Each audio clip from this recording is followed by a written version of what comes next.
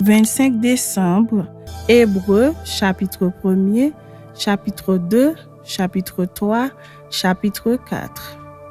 Après avoir autrefois, à plusieurs reprises et de plusieurs manières, parlé à nos pères par les prophètes, Dieu, dans ces derniers temps, nous a parlé par le Fils qu'il a établi héritier de toutes choses, par lequel il a aussi créé le monde, et qui, étant le reflet de sa gloire et l'empreinte de sa personne, et soutenant toutes choses par sa parole puissante, a fait la purification des péchés et s'est assis à la droite de la majesté divine dans les lieux très hauts, devenu d'autant supérieur aux anges qu'il a hérité d'un nom plus excellent que le leur. Car auquel des anges Dieu a-t-il jamais dit, « Tu es mon fils, je t'ai engendré aujourd'hui. » Et encore, « Je serai pour lui un père et il sera pour moi un fils. » Et lorsqu'il introduit de nouveau dans le monde le premier-né, il dit, « Que tous les anges de Dieu l'adorent. » De plus, il dit des anges, « Celui qui fait de ses anges des vents et de ses serviteurs une flamme de feu. » Mais il a dit au Fils, « Ton trône, ô Dieu, est éternel. Le sceptre de ton règne est un sceptre d'équité. Tu as aimé la justice et tu as haï l'iniquité. C'est pourquoi, ô Dieu, ton Dieu t'a oint d'une huile de joie au-dessus de tes égaux. Et encore, toi, Seigneur, tu as au commencement fondé la terre et les cieux sont l'ouvrage de tes mains. Ils périront, mais tu subsistes. Ils vieilliront tous comme un vêtement. Tu les rouleras comme un manteau et ils seront changés. Mais toi, tu restes le même et tes années ne finiront point. Et auquel des anges a-t-il jamais dit, « Assieds-toi à ma droite jusqu'à ce que je fasse de tes ennemis ton marchepied? » Ne sont-ils pas tous des esprits au service de Dieu, envoyés pour exercer un ministère en faveur de ceux qui doivent hériter du salut? Chapitre 2. C'est pourquoi nous devons d'autant plus nous attacher aux choses que nous avons entendues, de peur que nous ne soyons emportés loin d'elles. Car si la parole annoncée par des anges a eu son effet, et si toute transgression et toute désobéissance a reçu une juste rétribution, comment échapperons-nous en négligeant un si grand salut qui, annoncé d'abord par le Seigneur, nous a été confirmé par ceux qui l'ont entendu? Dieu, appuyant leur témoignage par des signes, des prodiges et divers miracles, et par les dons du Saint-Esprit distribués selon sa volonté.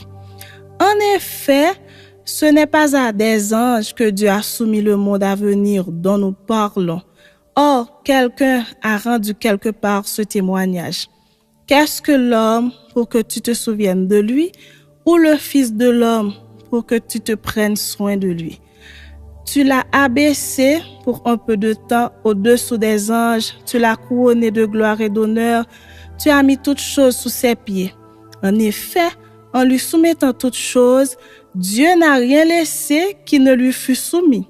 Cependant, nous ne voyons pas encore maintenant que toutes choses lui soient soumises.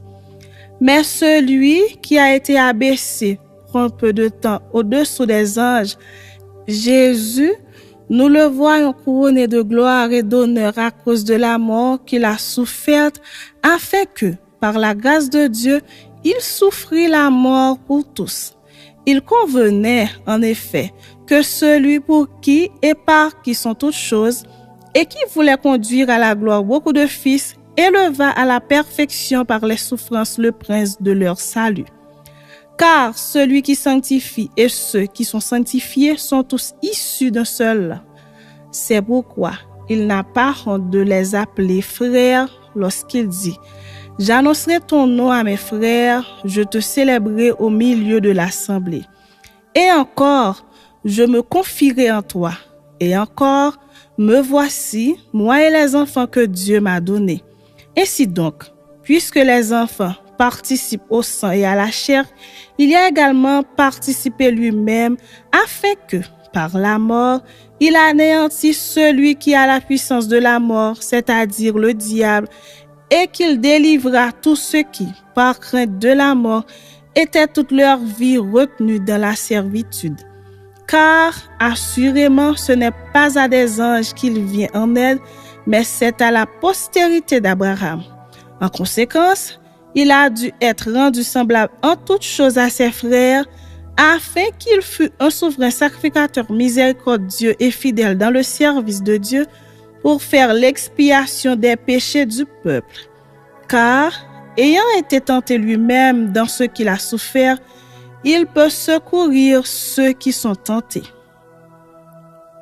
Chapitre 3.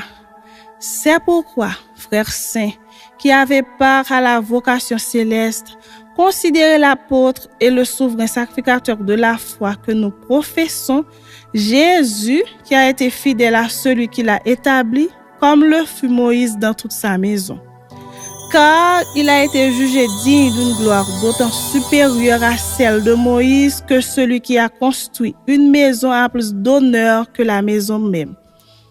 Chaque maison est construite par quelqu'un, mais celui qui a construit toutes choses, c'est Dieu. Pour Moïse, il a été fidèle dans toute la maison de Dieu comme serviteur pour rendre témoignage de ce qui devait être annoncé. Mais Christ l'est comme fils sur sa maison. Et sa maison, c'est nous, pourvu que nous retenions jusqu'à la fin la ferme confiance et l'espérance dont nous nous glorifions.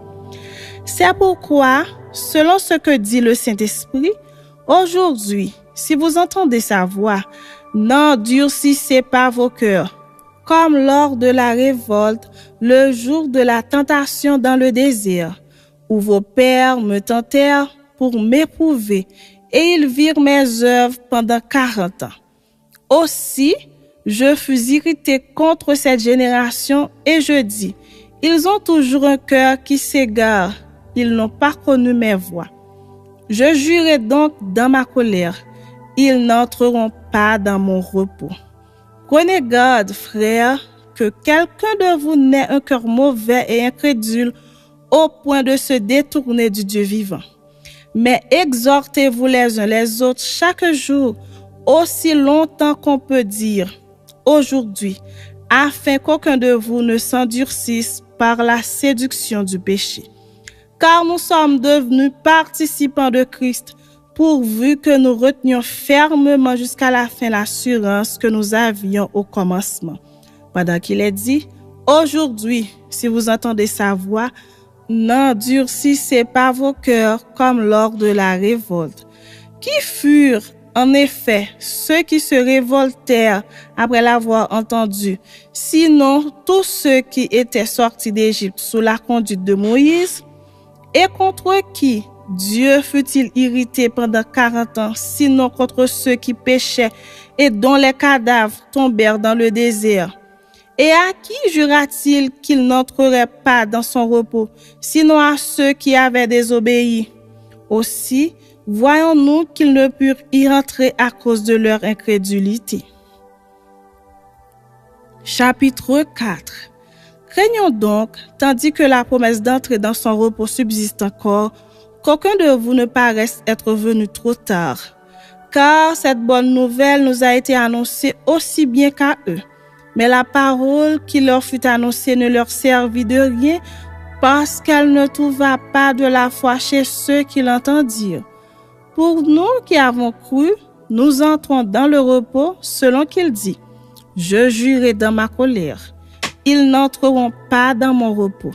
Il dit cela, quoique ses œuvres eussent été achevées depuis la création du monde. Car il a parlé quelque part ainsi du 7e jour. Et Dieu se reposa de toutes ses œuvres le 7e jour. Et ici encore, ils n'entreront pas dans mon repos. Or, puisqu'il est encore réservé à quelques-uns d'y entrer, et que ceux à qui d'abord la promesse a été faite n'y sont pas entrés à cause de leur désobéissance, Dieu fixe de nouveau un jour aujourd'hui en disant dans David si longtemps après, comme il est dit plus haut, aujourd'hui, si vous entendez sa voix, n'endurcissez pas vos cœurs. Car si Josué leur eût donné le repos, ils ne parleraient pas après cela d'un autre jour. Il y a donc un repos de sabbat réservé au peuple de Dieu, car celui qui entre dans le repos de Dieu se repose de ses œuvres, comme Dieu s'est reposé des siennes.